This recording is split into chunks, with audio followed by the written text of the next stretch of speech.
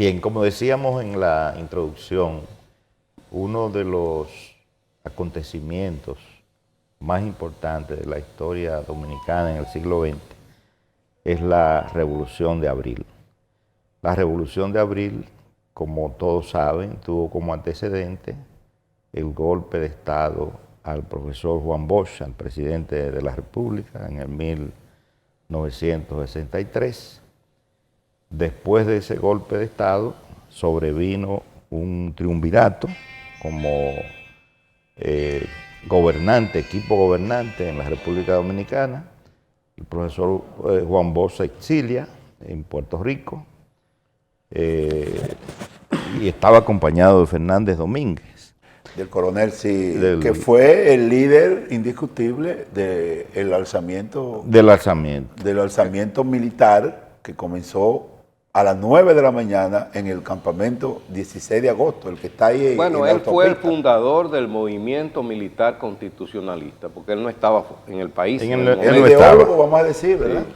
Sí. Quien lo sustituía a él era el coronel Hernández Ramírez. Sí, sí. Pero producto tuvo una hepatitis, se enfermó. Entonces en un momento determinado surge Camaño como la figura fundamental. Camaño, que tenía una tradición familiar trujillista. Igual que Fernández Domínguez también, ¿no? Igual que Fernández Domínguez, ambos fueron hijos de dos generales trujillistas. Fausto Camaño incluso fue ministro de las Fuerzas Armadas en la tiranía de Trujillo, y el papá de Fernández Domínguez también fue un general muy conocido. De manera que ellos fueron figuras clave, pero la historia puso en el primer plano a Francisco Alberto Camaño Deñó, muy joven, apenas tenía 33 años. Que encabezó el enfrentamiento de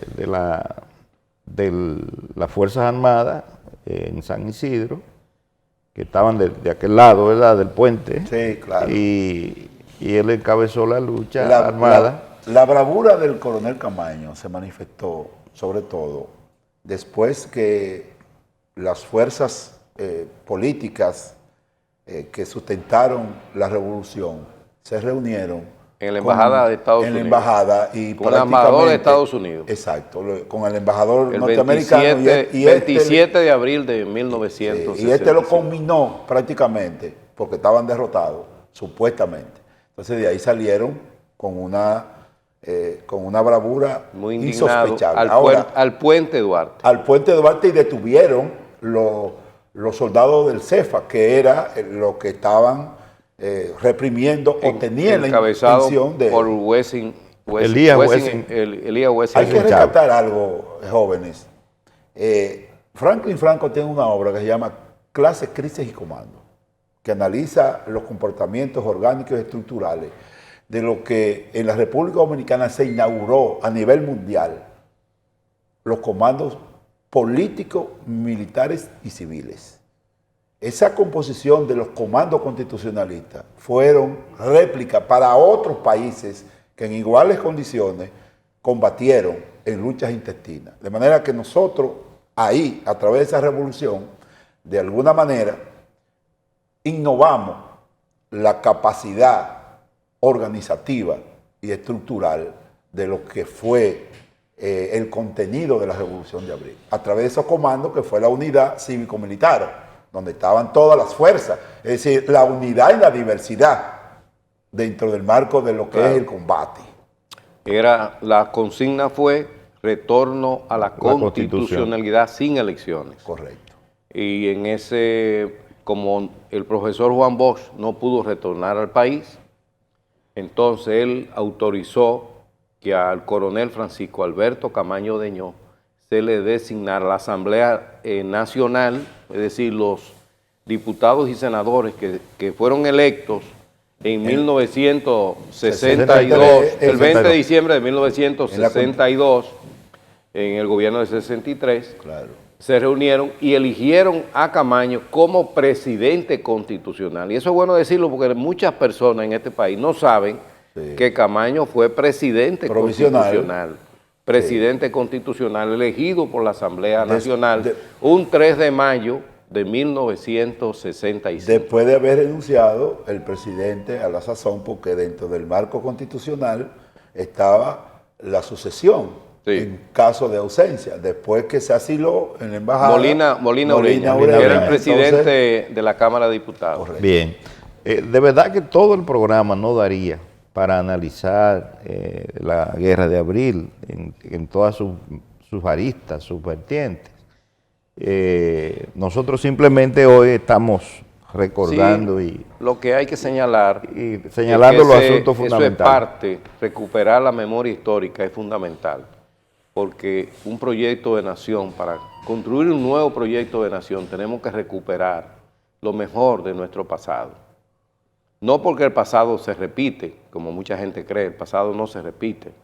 Se pueden dar manifestaciones parecidas, pero siempre es importante recuperar ese pasado, las mejores herencias del pasado y proyectarlo hacia una sociedad diferente en la República Dominicana. Yo pienso que la gesta de abril de 1965, en el lado civil hay que señalar que se destacó José Francisco Peña Gómez.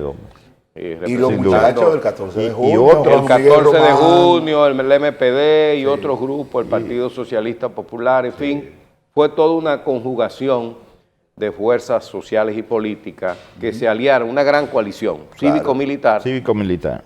Y bueno, no se logró la victoria militar, pero sí dejó un mensaje muy importante de que hay que respetar los presidentes constitucionales, los gobiernos, la Constitución hay que respetarla. Así es. Bien, hay otro tema importante para hoy y es un llamado a huelga en 14 provincias del Cibao, que ha hecho una coalición de organizaciones sociales, populares, políticas, ciudadanas. Ese llamado, fíjense que se da después de la Semana Santa, y eso tiene un metamensaje. Sí. Recordemos aquel año en el gobierno de Jorge Blanco, ¿verdad? 84, cuando en aquel caso no había un llamado a huelga. No. Pero sí habían, previo a la Semana Santa, unos aprestos de protestas y de... Como producto de los acuerdos con el Fondo Monetario Internacional. Pues entonces la gente vino de Semana Santa, encontró los precios altísimos sin anunciarse, sin consensuarlo. Sí, ahí hay que resaltar algo. La diferencia que hay entre allá, aquella época y hoy, son dos cosas muy diferentes. Totalmente distintas, porque mira, la paralización de actividades no es huelga realmente. La huelga está ligada a lo fabril, a la fábrica, es paro. Ese es el concepto. O intento, vamos a ver. Bueno, intento de paro, pero el concepto básico que hay que recuperar es paro. Entonces, esos tipos de paros se dan cuando los mecanismos institucionales fallan.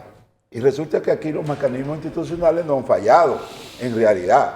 Lo único que no se han usado de manera adecuada de parte de los que están convocando a la huelga, porque yo lo percibí en una declaración del presidente de la República, tal vez, para mí un poco exagerado, dándole un rango de importancia que no lo merecía, pero bueno, eso es la lógica del presidente de la República, estando en la presidencia haciendo un llamado público para reunirse con los convocantes a huelga, y nombró una comisión, y esa comisión se reunió, y yo no sé si pero ustedes, sin acuerdo, no llegan a acuerdo como tenía que hacer, porque ahí hay planteamientos que se pueden ejecutar, y yo creo que el gobierno está en condiciones de hacerle caso, pero hay otros no. De manera que yo creo que el llamado a paralización se hace cuando tú agotas todos los mecanismos que la institucionalidad te pone a tu disposición para canalizar, porque de lo que se trata es entonces